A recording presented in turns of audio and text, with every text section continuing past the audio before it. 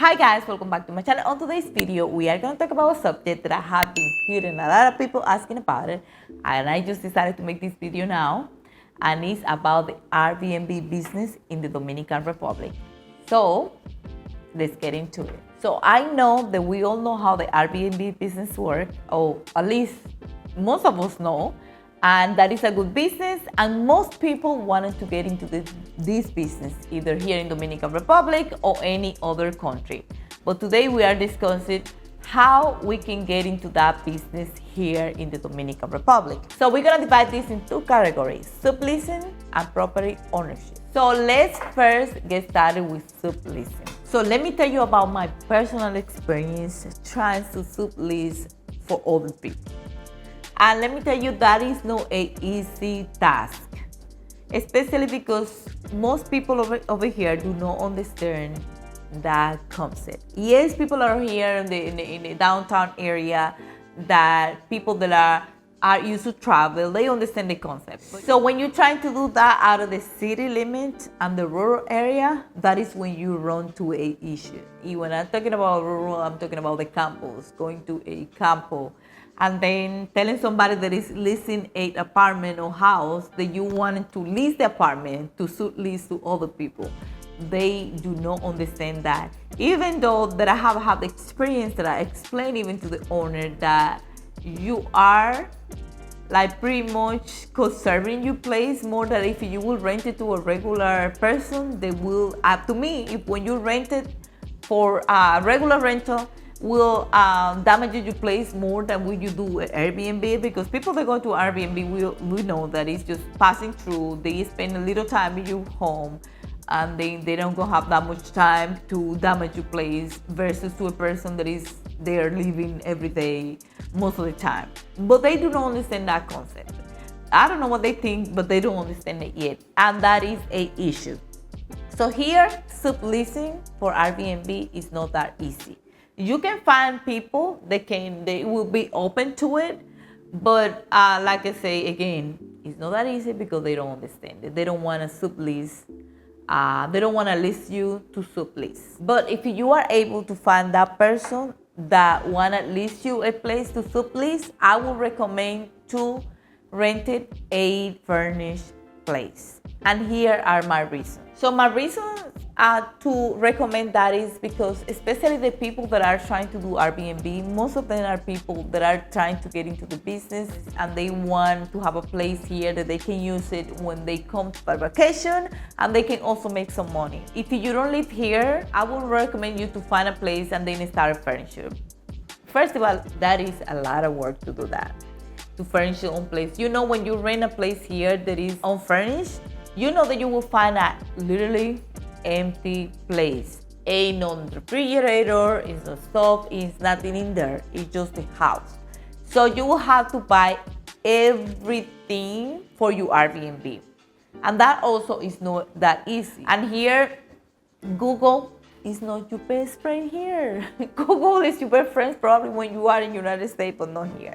Like, let's say you are trying to find places or things online, just that way you can go to the store and buy what you need and then get out. That doesn't work that way here. You can be trying to find different things to buy online, and you will have to go literally to a few different stores to find what you need, because online is not the place for you to be looking at what you need. What I'm trying to say when I say Google is not your best friend, yeah, you can probably go to a store here and find most things that you need. Like probably you can go to Plaza Lama, the superstore. You can go to La Sirena, also a superstore. You can go to Almacenes Unidos, and you can go to Casa Cuesta. You will find most of the things that you need to furnish a house, either sofa, tables, chairs, things for your bathroom, decoration for your living room, dining room. But probably the prices that you're gonna find in some of them places are not the best. So if you wanna find better prices or compare prices, you will have to go store by store just to see what better prices you can find. Because if you're trying to find in Google, like, okay, let me see in Walmart what price they have, let me see here what price they have, you won't be able to do that here. You will have to go literally to different stores to find better prices or compare prices just to see where you can find a good prices to shop at. That is what I'm trying to say. And I'm not saying that is impossible. I'm just saying there is a lot of work and that is a little difficult.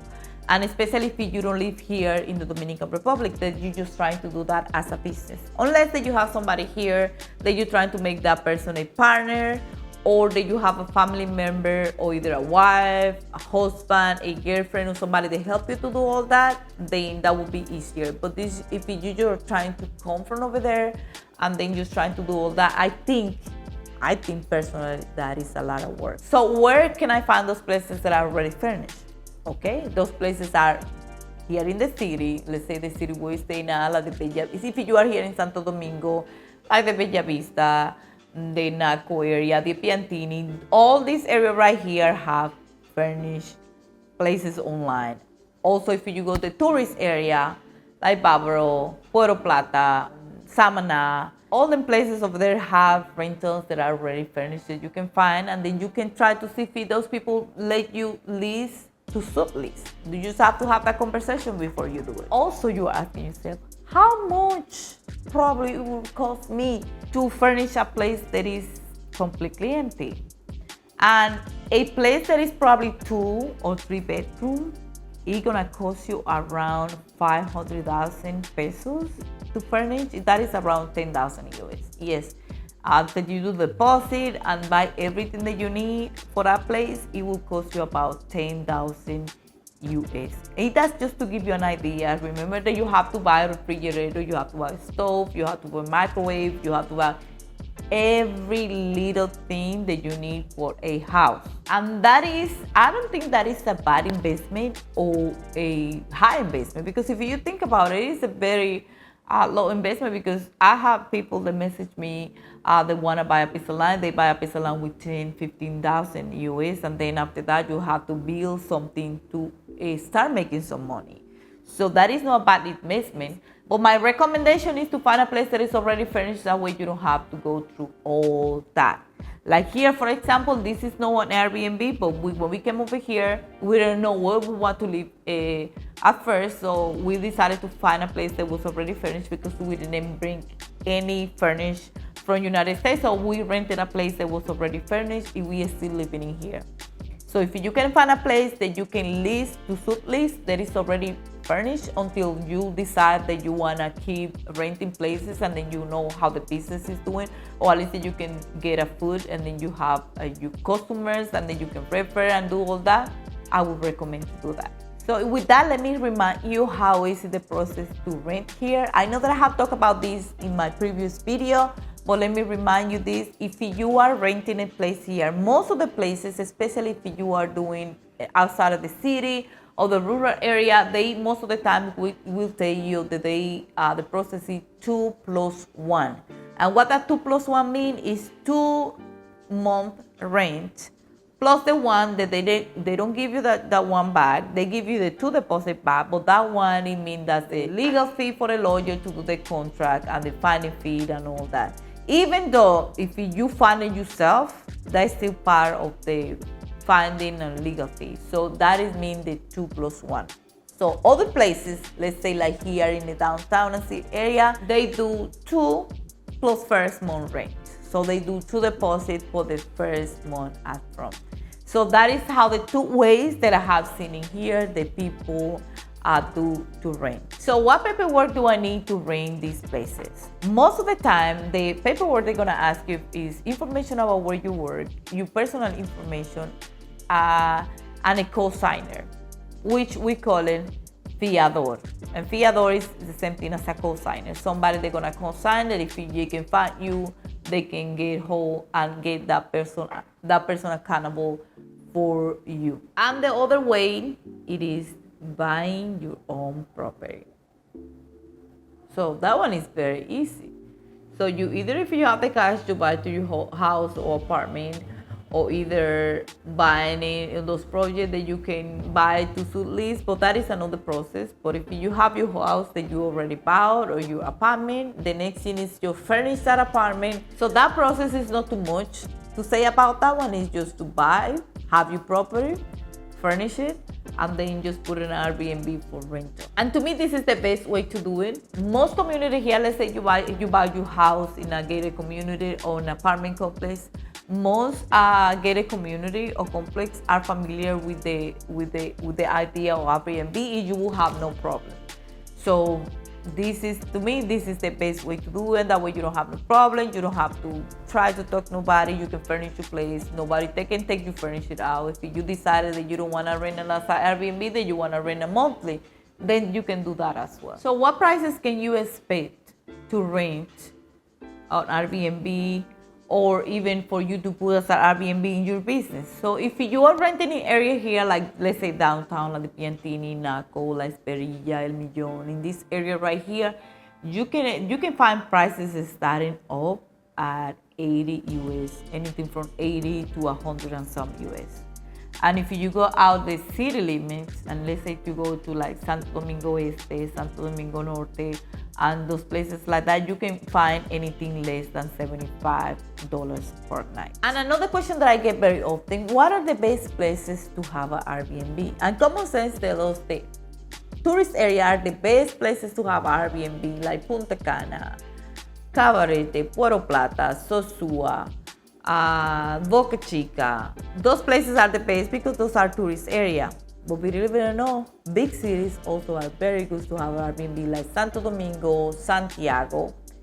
Those are good places to have Airbnb too. And here are some other smaller beach towns that are not very popular, the rest of them that I just mentioned, but there are some other like Barahona, Bayaibe, Juan Doyo, that are also good for Airbnb. And there are also some other small like Inland City, like San Pedro, San Francisco, Higuaín. Also those places are good for Airbnb. And of course then have those places like, let's say that you are in a big city, but also out of the city limit, that you can have some cheaper option for people that sometimes they're just traveling, you want to find some cheap Airbnb. Let's say that you go to Santo Domingo Norte, Santo Domingo Este, and find places that you can have it as a very cheap option for people. And the last question that I think people will have is if you need a special permit or license to have that business over here, and the answer is no.